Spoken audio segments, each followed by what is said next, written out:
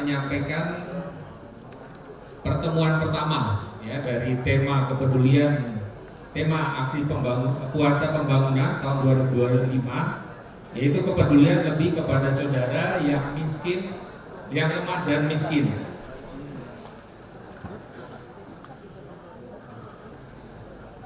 Baik Bapak Ibu sekalian, pada pertemuan yang pertama ya, subtemanya adalah spiritualitas, inkarnasi dan berbela rasa. Ya, kami mencoba menggali ya lebih dalam, yaitu Allah yang berbelas kasih dan menyelamatkan. Bapak Ibu sekalian, dalam 4 pertemuan nanti ya, struktur pertemuannya kurang lebih seperti ini.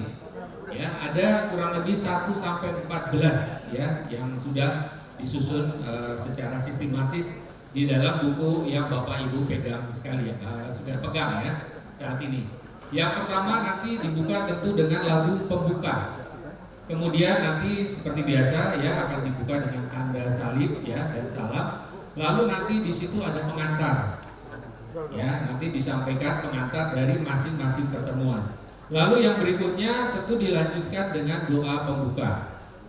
Berikutnya nanti akan masuk di bacaan kitab suci. Ya, nanti bacaan kitab suci silakan ya libatkan umat untuk membaca. Jadi jangan Bapak Ibu yang jadi fasilitator yang membaca.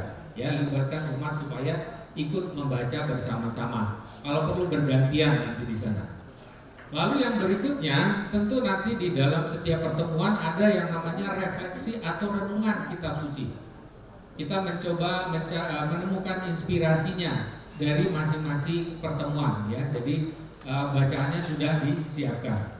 Lalu berikutnya tentu dari sini kita akan membawa masuk ke dalam kisah inspiratif yang tadi sudah disampaikan oleh Romo Jo maupun Romo Suyadi ya. Kemudian dari sini tentu yang barusan dijelaskan oleh Romo Yus, yaitu implementasi pastoral dan dinamika kelompok. Baru selanjutnya nanti dilanjutkan dengan doa umat, ya silakan nanti ya dilibatkan juga umat di sini. Kemudian nanti ada refleksi penutup. Nah, refleksi penutup ini silakan dibacakan. Dari masing-masing pertemuan sudah ada yang terkait dengan refleksi penutup. Lalu seperti biasa, ya kegiatan selesai dilakukan dengan doa penutup, lalu ada berkat penutup dan lagu penutup. Jadi dari 4 pertemuan kurang lebih ya struktur isi dari pertemuan seperti ini. Jadi semua sama. Tinggal Bapak Ibu nanti bagaimana memandunya, tentu silakan ya mengikuti ini. Baik, saya akan masuk ya untuk pertemuan yang pertama. Ya, di sini kita akan masuk di pengantar. Ya, ada 2 dasar penting dari tadi ya kalau kita bicara spiritualitas, inkarnasi dan bela rasa. Yang pertama nanti akan bicara tentang misteri inkarnasi. Apa itu misteri inkarnasi? Ya, referensinya ini ya kalau Bapak Ibu lihat di silakan dibuka di pengantar ya.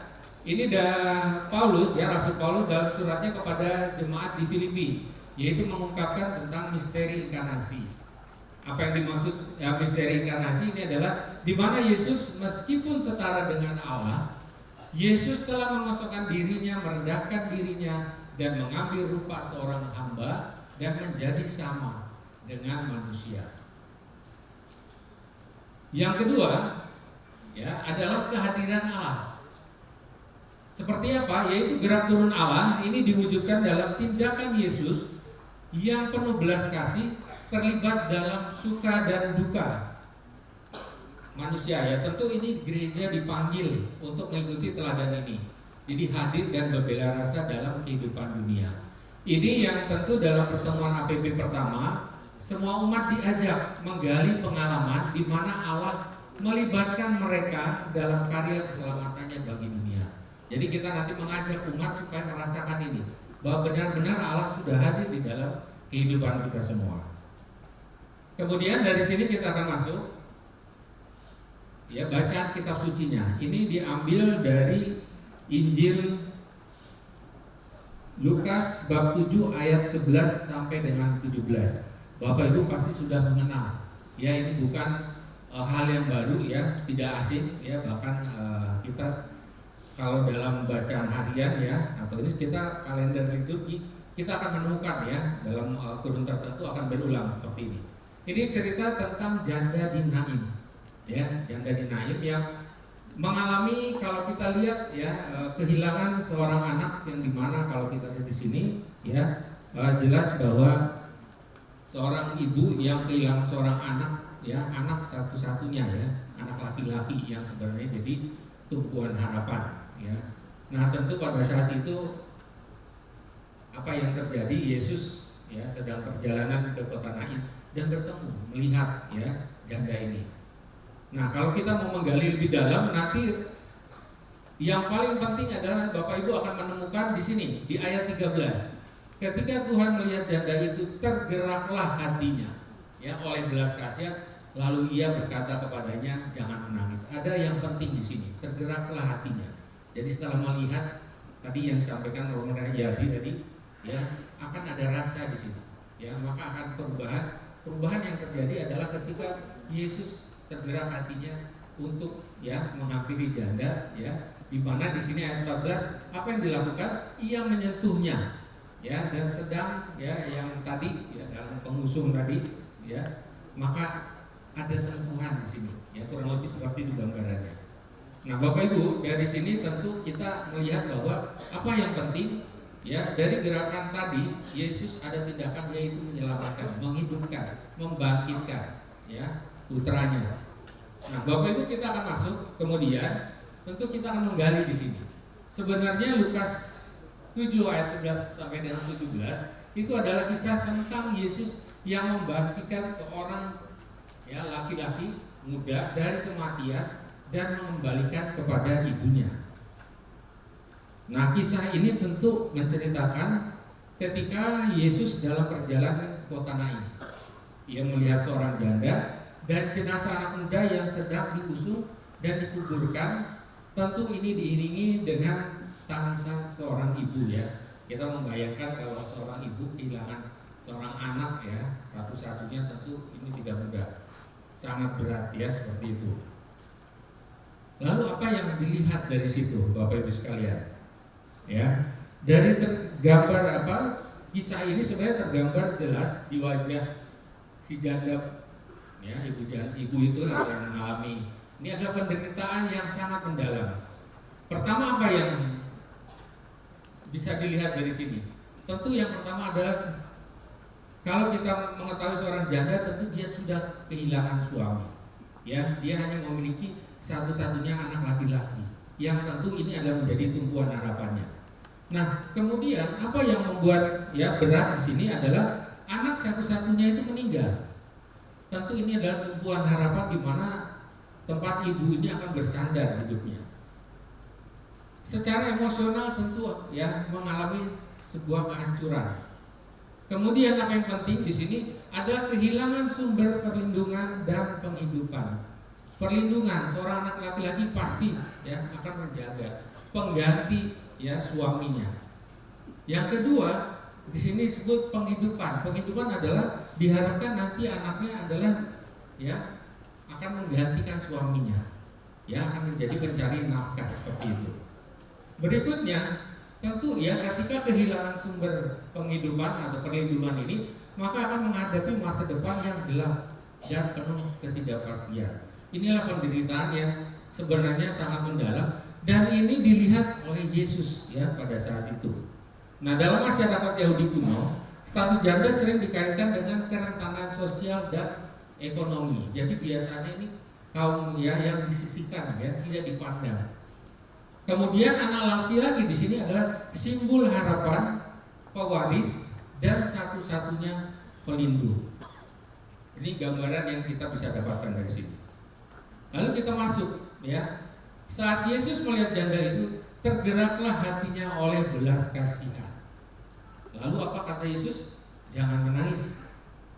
Nah, di sini yang terlihat adalah yang menarik. Yesus menghampiri usungan jenazah, menyentuhnya dan berkata, "Hai anak muda, aku berkata kepadamu, bangkitlah."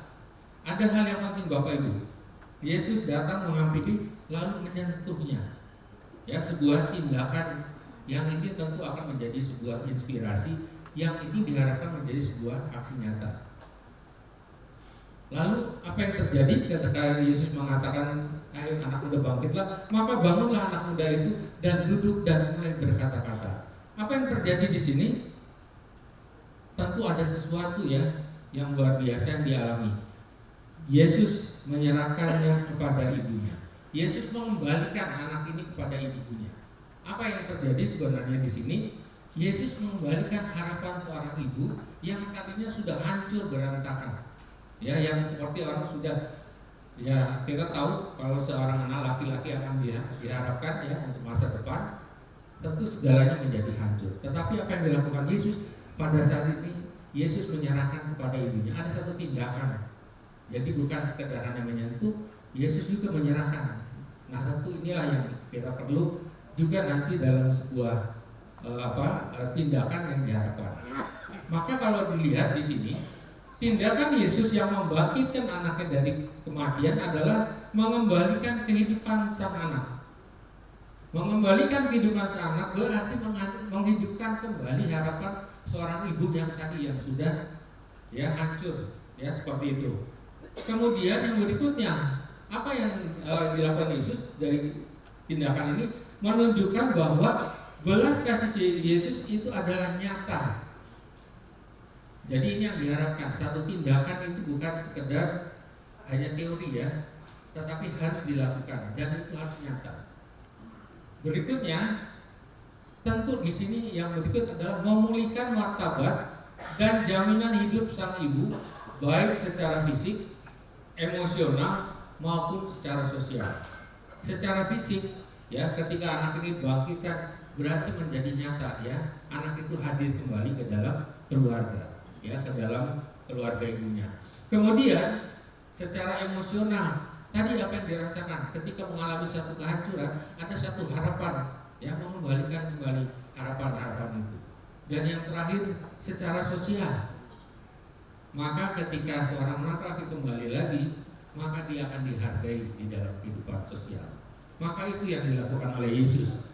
Nah, apa maksudnya di sini? Tuhan peduli kepada yang paling lemah. Yesus hadir bagi mereka yang menderita dan tersisihkan. Ya, maka ini menjadi inspirasi bagaimana kita juga bisa mengikuti apa yang sebenarnya Yesus lakukan dalam hidup kita. Maka dalam refleksi renungan kitab suci, ya, ada dua hal yang mau diajak di sini. Spirit yang kita bisa jadikan sebagai motivasi iman kita adalah kita dipanggil untuk hadir secara nyata dalam kehidupan orang lain, terutama mereka yang menderita. Tentu ini mendukung dari tema APP tahun 2025. Yang kedua, kita juga dipanggil untuk mewujudkan inkarnasi kecil dengan cara menghadirkan cinta kasih Allah di tempat dan situasi kita masing-masing. Ini yang penting nanti dari bagian refleksi atau renungan kitab suci. Mari kita akan masuk selanjutnya. Kita akan masuk ke kisah inspiratif. Kisah janda di Nain, ya, ini menggambarkan penderitaan ibu bumi yang rusak akibat keserakahan manusia. Ya, hari ini, ya, pagi ini kita menginjak bumi ini, ya, yang sebenarnya bumi ini sedang menangis, menjerit. Ya, mengalami sebuah penderitaan yang luar biasa. Kalau Bapak Ibu lihat gambarnya sekarang, ya gambarannya ada di sini. Ada keserakahan dan ego manusia. Apa yang terjadi? Timbunan sampah. Kalau Bapak Ibu nanti ke tempat ya daerah timbunan sampah luar biasa Bapak Ibu. Ya, alat berat bisa sampai di atas sana. Kalau kita hitung ya setiap hari dari setiap rumah kalau dikumpulkan berapa banyak sampah yang sudah dibuang dan ini menjadi masalah. Kemudian limbah makanan, Bapak Ibu lihat ya di bagian bawah ini. Ya seringkali ada makanan kita ya Tuhan sudah memberikan berkat buat kita, tapi kita sering lupa ya banyak makanan-makanan tersisa yang dibuang. Yang seharusnya ini bisa dimanfaatkan kembali. Ya seperti apa nanti kita lihat. Lalu berikutnya, bahan kimia yang berbahaya. Apa dampaknya? Kita lihat ya laut.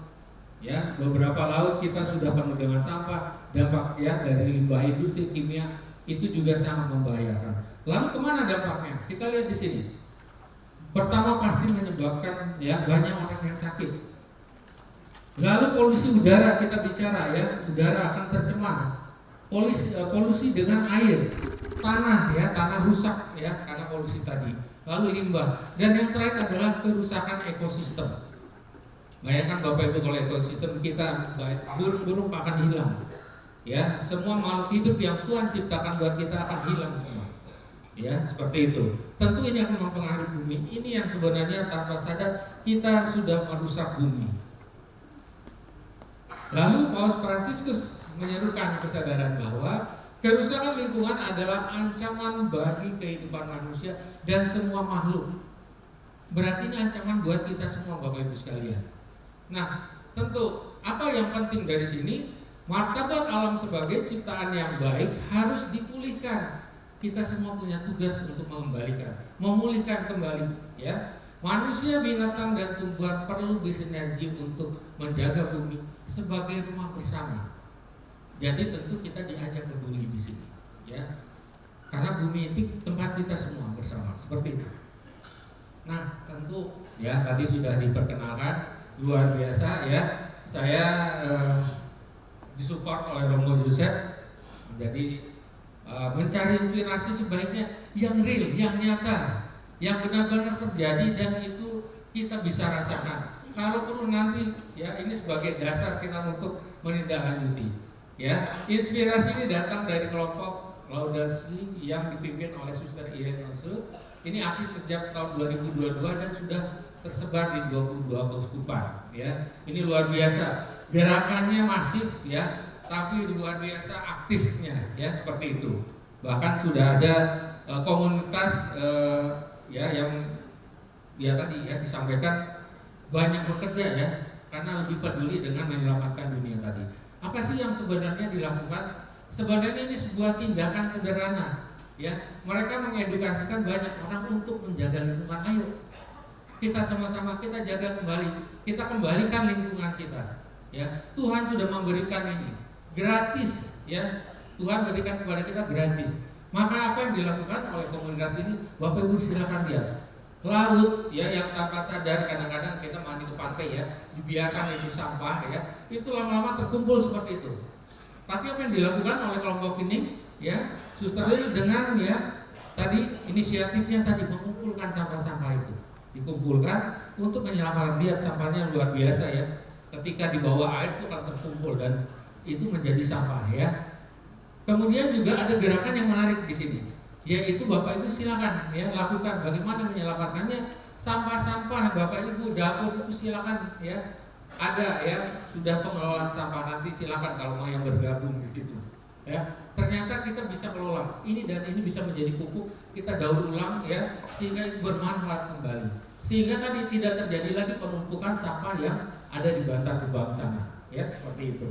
Nah, ini gambaran-gambaran yang Bapak Ibu ya menjadi sebuah inspirasi untuk menggerakkan umat kita ya, supaya peduli mulai dari yang kecil, dari rumah sendiri, baru kepada lingkungan, lalu kita bicara dalam konteks yang luas. Bayangkan kalau setiap umat di lingkungan melakukan ini, maka apa yang terjadi? Maka lingkungan kita akan mulai bersih, mulai terjaga, dan tanpa sadar kita sudah menyelamatkan bumi ini. Nah, tentu ya kisah inspiratif yang menarik yang tadi saya sampaikan ini pada saat misa akbar bersama Bapak Paus di Petadion Gelora Bung Karno ya tahun lalu. Ada 300 relawan Laudato Si yang tergerak ya, terinspirasi tadi ya, belas kasih Yesus itu menggerakkan hatinya. Kelompok ini pun tergerak. Apa yang dilakukan? Yaitu membantu membersihkan ya dan mengelola sampah. Jadi semua makanan ya yang tersisa ya, lalu botol-botol itu semua dikumpulkan dan setiap relawan itu sudah ada tas yang disiapkan di situ. Ya, ini sungguh kepedulian yang luar biasa dan ini jadi contoh hal sederhana, hal yang kecil dan ini sebenarnya bisa dilakukan di lingkungan kita. Maka mari kita mengajak umat kita untuk bisa ya sampai di sini. Ya, nah tentu di dalam kegiatan ini tadi sudah sampaikan ada implementasi terkait pastoral ya, tentu saya tidak akan bahas lagi, tadi sudah disampaikan oleh Romo Yus. Maka di sini ya ada hal yang penting, dua hal penting. Nanti silakan Bapak Ibu sampaikan, ya, diskusikan dengan umat. Kemudian juga ada dinamika kelompok tadi, maka umat silakan diajak sharing, ya, seperti itu. Ya, terkait dengan pertemuan, ya, yang nanti di sini ada dua hal di mana merasakan, ya, tadi umat diajak merasakan suka duka perjuangan hidup dan pengalaman Allah berbelas kasih, dan terutama ketika dirasakan bahwa Allah telah menyelamatkan. Kemudian pengalaman ini tentu, ya, silakan di-sharingkan seperti itu. Nah, ini yang penting Bapak Ibu, sebagai ini silakan dibacakan. Tapi ini sebuah refleksi penutup yang menarik, ya. Ini diambil di Filipi 2 ayat 5 sampai 8, ya. Di sini nanti Bapak Ibu silakan bacakan saja. Tetapi saya ingin mengambil yang penting di sini. Penting untuk menyentuh kemiskinan ketika Anda memberi sedekah. Apakah Anda menyentuh tangan pengemis itu? Apakah Anda menatap matanya?